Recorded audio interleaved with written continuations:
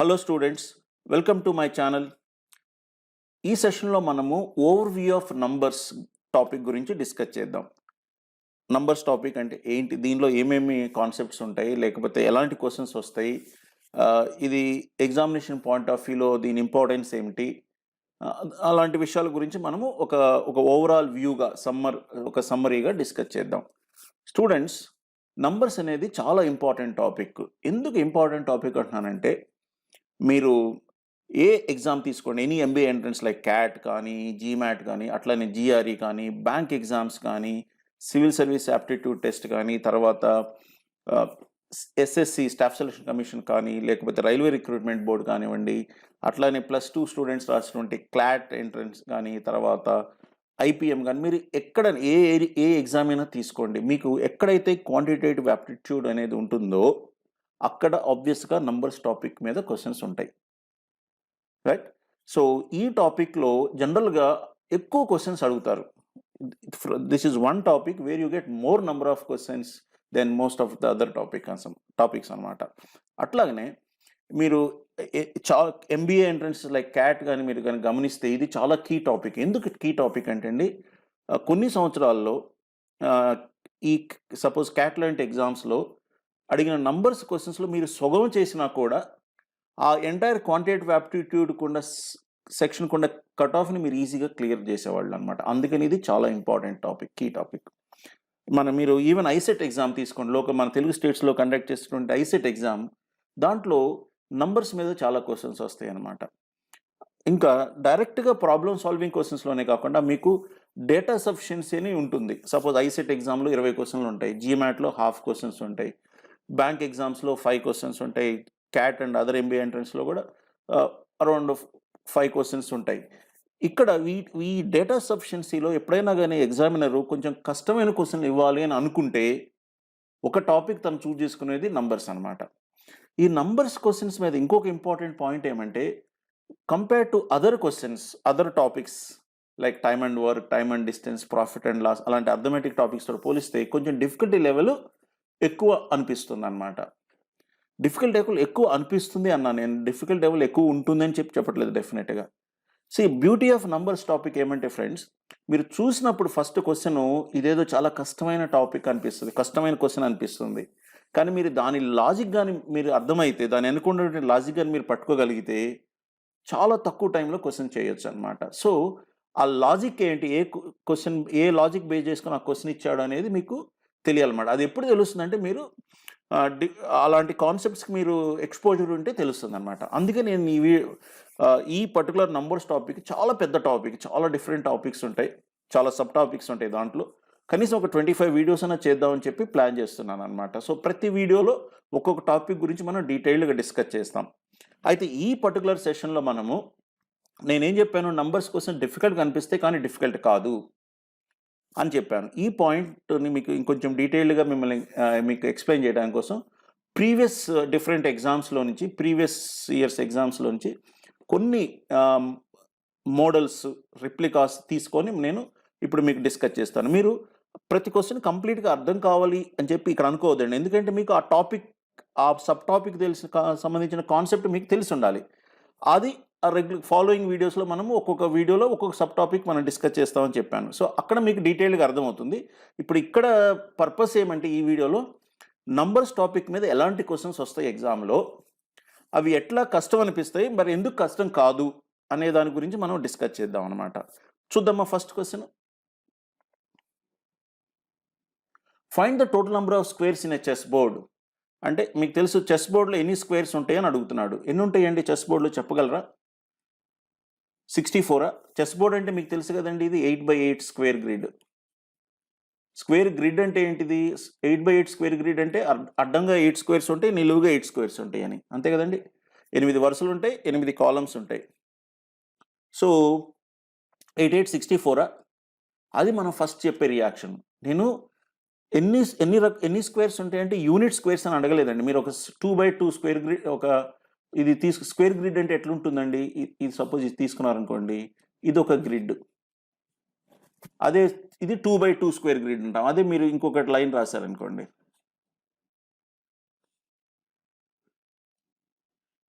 దీనిలో ఎన్ని స్క్వేర్స్ ఉన్నాయంటే ఇవన్నీ ఈక్వల్ సైజ్ అండి. ఎన్ని ఉన్నాయంటే 1 2 3 4 5 6 7 8 9 అని చెప్తారా?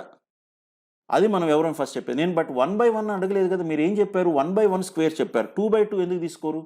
ఇప్పుడు ఇదో లెంగ్త్ 2, విడ్త్ 2 ఇట్లాంటి స్క్వేర్స్ కూడా మీరు కొన్ని you can count some more కదా!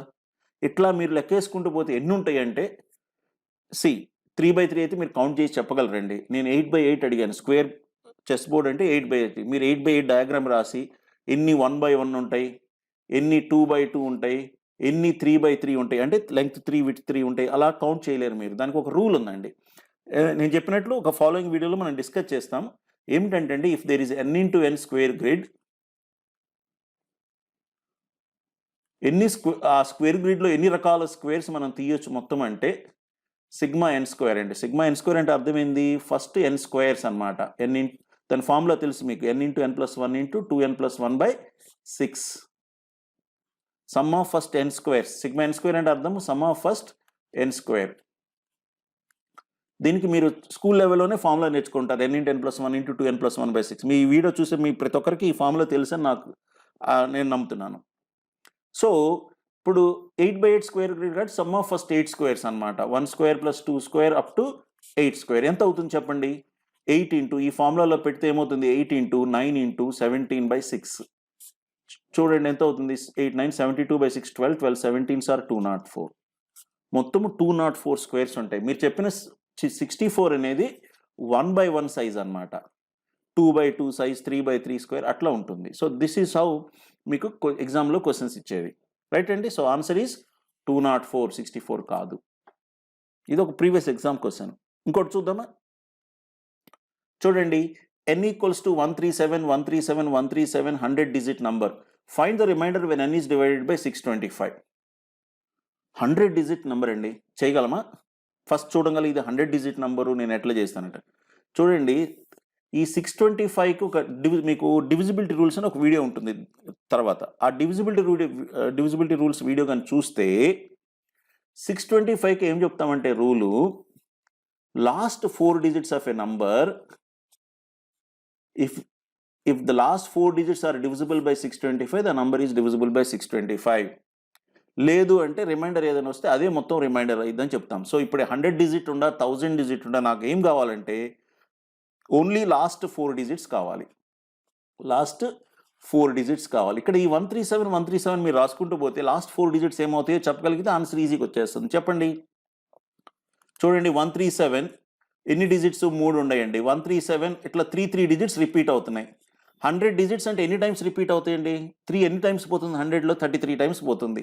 సో 137 మనం 33 టైమ్స్ రాస్తే 33 3s 99 డిజిట్స్ రాస్తారు మీరు. అంతే కదండి. ఒక్కోటి 3 డిజిట్స్ 33 టైమ్స్ 99 డిజిట్స్ అయింది. నాకు 100 డిజిట్స్ కావాలంటే నెక్స్ట్ నంబర్ 137 మొత్తం రాయకూడదు, ఒకటే డిజిట్ రాయాలి. ఏది రాస్తాము?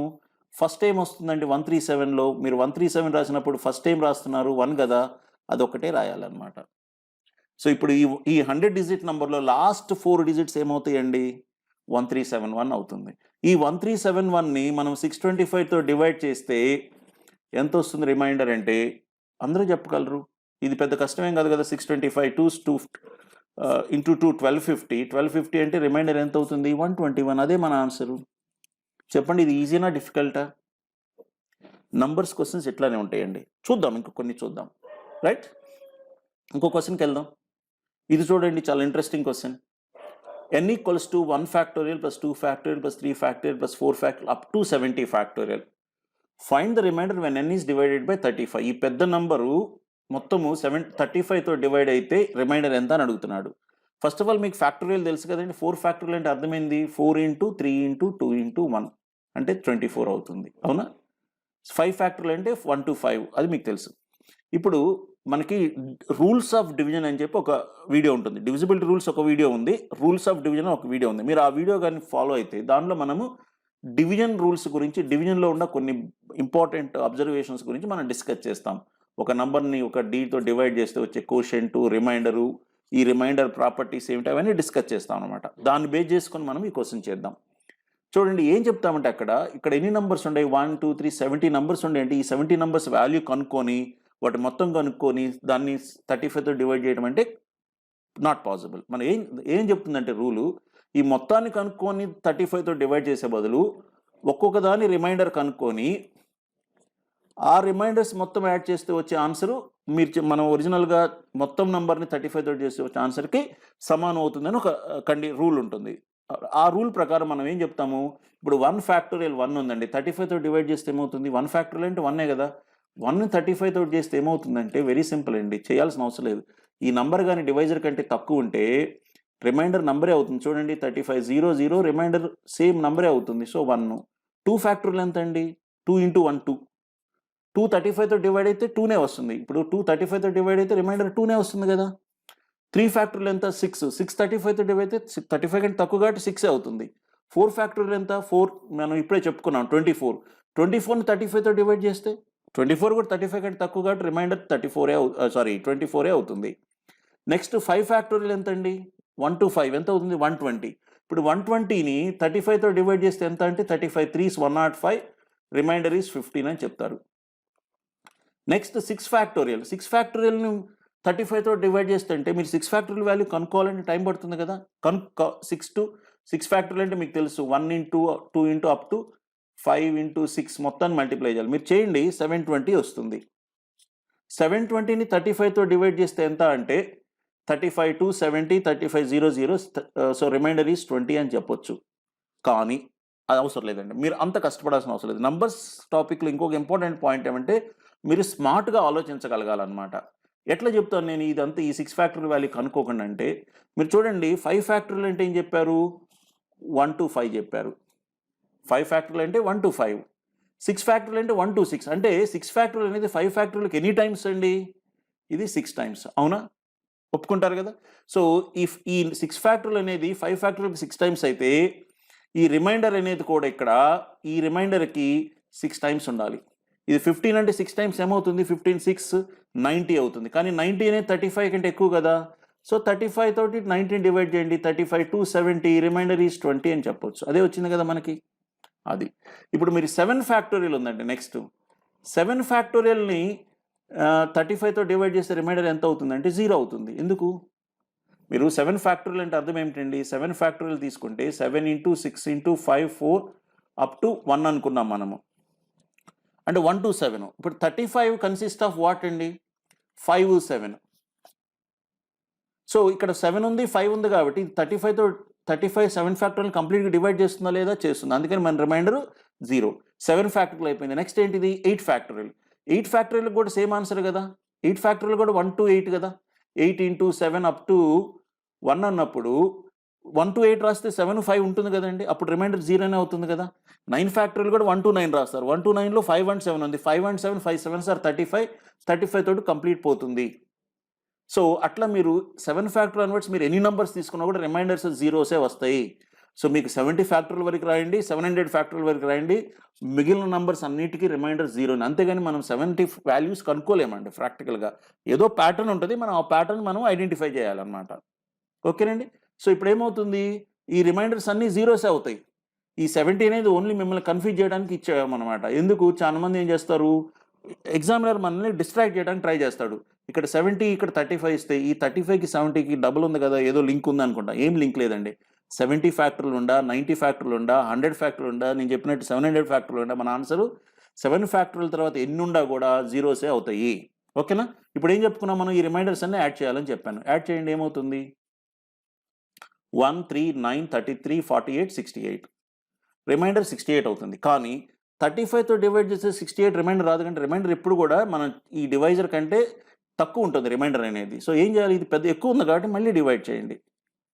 35 1s 35, రిమైండర్ ఈజ్ ఎంత అంటే 33 వచ్చేసిందా. అట్లా చేయాలన్నమాట. ఇంకోటి చెప్తానండి, ఇట్లా కూడా అవసరం లేదు, మొత్తం యాడ్ చేయండి అంటే మొత్తం యాడ్ చేసి మనం చేయాల్సిన అవసరం లేదు. మీరు ఇప్పుడు 15 + మీరు యాడ్ చేసుకుంటూ పోయిననుకోండి, 20 + 15 అయితే 35, 35 డివైడ్ బై 35 రిమైండర్ 0 వదిలేసేయండి. 24 30 33 అదే మన ఆన్సర్. అట్లా మీరు అలర్ట్గా స్మార్ట్గా ఉండాలన్నమాట. రైట్ అండి. ఇంకో క్వశ్చన్, ఈ క్వశ్చన్ చూడండి చాలా పెద్ద క్వశ్చన్ లాగా అనిపిస్తుంది, కానీ సింపుల్ మనం డివిజన్ రూల్స్ మీద డిపెండ్ అయి ఉంటుంది అనమాట. ఓకేనండి. ఇంకో క్వశ్చన్ చూద్దాం. If the area of rectangle with integral sides is 384 square centimetres, what is the sum of the perimeters of all possible rectangles అన్నాడు. ఏమంటున్నాడండి, రెక్టాంగిల్ ఏరియా 384 స్క్వేర్ సెంటీమీటర్స్ అంట. అంటే రెక్టాంగిల్ ఏరియా 384, సైడ్స్ ఇంటీజర్స్ ఉన్నాయి. ఇప్పుడు area of rectangle ఎట్లా వస్తుందండి, length into breadth, product of the two sides is the area, మీకు తెలుసు. ఇప్పుడు 384 వచ్చిందంటే లెంగ్త్ ఏమై ఉండొచ్చు, బ్రెడ్త్ ఏమై ఉండొచ్చు అంటే 384 1 కావచ్చు. 384 ఇంటూ 1 384 కదా. సపోజ్ ఇప్పుడు 384 1 అయింది అనుకోండి, పెరిమీటర్కి ఫార్ములా ఏంటిది మీకు తెలుసు, perimeter formula 2 into L plus B. ఆ ఫార్ములా అప్లై చేస్తే పెరిమీటర్ ఎంత అవుతుంది, 2 ఇంటూ 384 ప్లస్ 1. కానీ లెంగ్త్ 384, బ్రెడ్త్ 1 ఎందుకు కావాలి, ఇప్పుడు మీకు పొడవు 192 కావచ్చు, వెడల్పు 2 కావచ్చు కదా. 192 ఇంటూ 2 కూడా 384 కదా. అప్పుడు పెరిమీటర్ ఏమైంది, 2 ఇంటూ 192 ప్లస్ 2. ఈ రెండే ఆప్షన్స్ ఉండే, మనకి చాలా ఆప్షన్స్ వస్తాయి మీరు చేస్తే. 128 ఇంటూ 3, 64 ఇంటూ 6, చాలా ఆప్షన్స్ వస్తాయి. మనం ఇవన్నీ రాసి మనకేం కావాలంట, సమ్ ఆఫ్ ద పెరిమీటర్స్, అంటే పెరిమీటర్స్ ఇలాంటి పాసిబుల్ ఎన్ని రెక్టాంగిల్స్ అయితే పాసిబుల్ ఉన్నాయో ఆ రెక్టాంగిల్స్ పెరిమీటర్స్ మొత్తం కావాలి. మొత్తం కావాలంటే ఇవన్నీ రాసి యాడ్ చేయాలంట. మనకు అన్నీ రాసి యాడ్ చేయడానికి ఫిజికల్గా problem. But if you see here, మీరు 2 కామన్ తీశారనుకోండి, ఏమవుతాయండి ఇవన్నీ, ఏమిటి ఇవన్నీ, 384 1 192, ఇవన్నీ ఈ 384 ఫ్యాక్టర్సా కాదా, అవునా.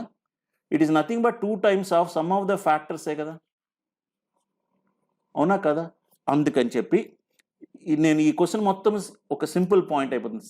Some of the perimeters of all possible rectangles is nothing but 2 times sum of this, all this will be equal to what, 2 times sum of the factors.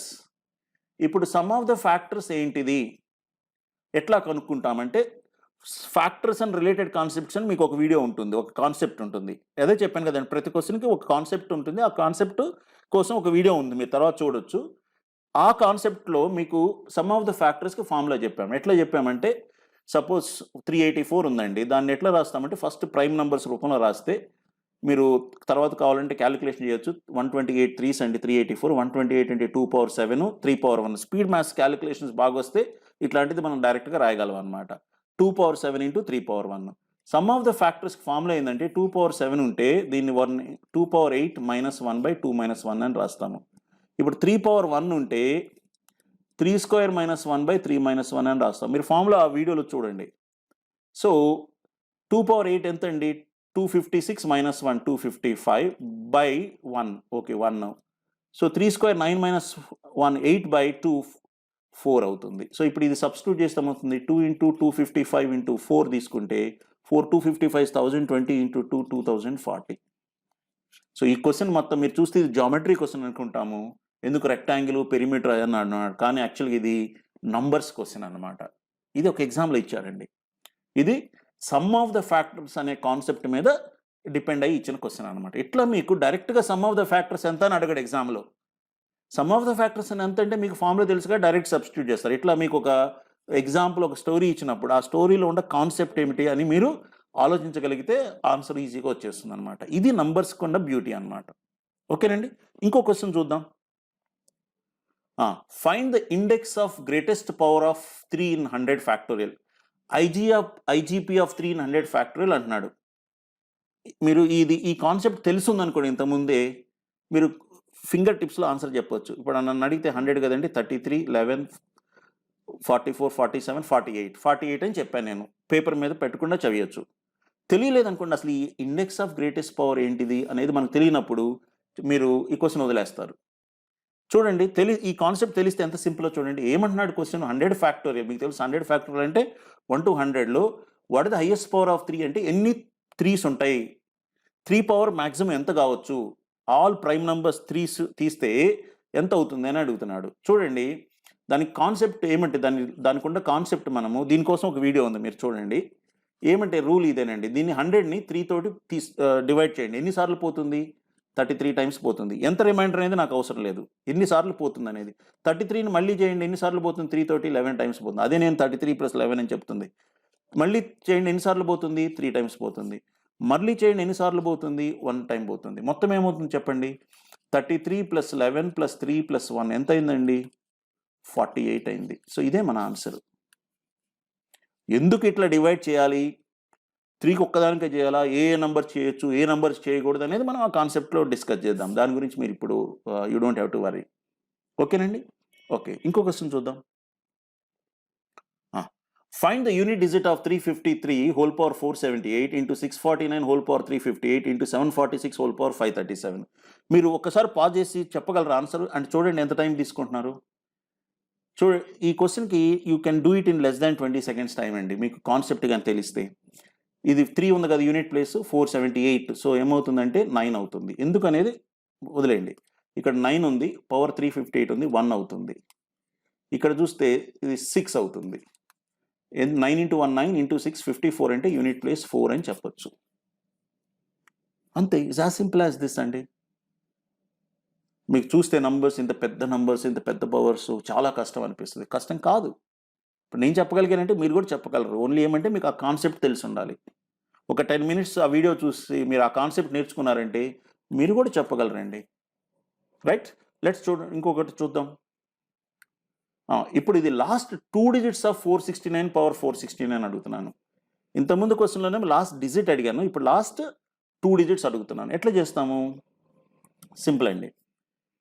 మనం లాస్ట్ 2 digits కావాలంటే మనకి ఇక్కడ ఉండే బేస్లో ఉండే లాస్ట్ 2 digits తీసుకోవాలి. ఏంటిది last 2 digits? 69.